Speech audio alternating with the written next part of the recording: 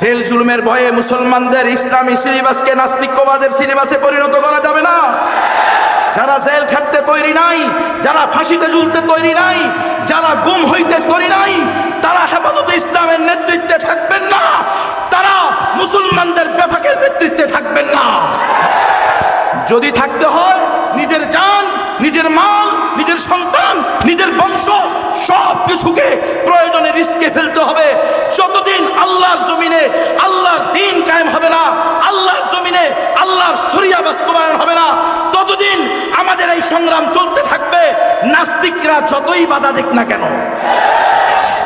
আমাদের ওলামায়ে কেরাম, আমাদের আকাবিরগণ যেই দফাগুলো দিয়ে গিয়েছেন, এই নাস্তিক্যবাদের আস্ফালন যতদিন বন্ধ হবে না, নাস্তিক্যবাদী সিলেবাস যতদিন বন্ধ করা হবে না, ঈমানওয়ালা মুসলমানদের নিকটে তাওহীদের সাথে সমন্বয় করে ইসলামের সাথে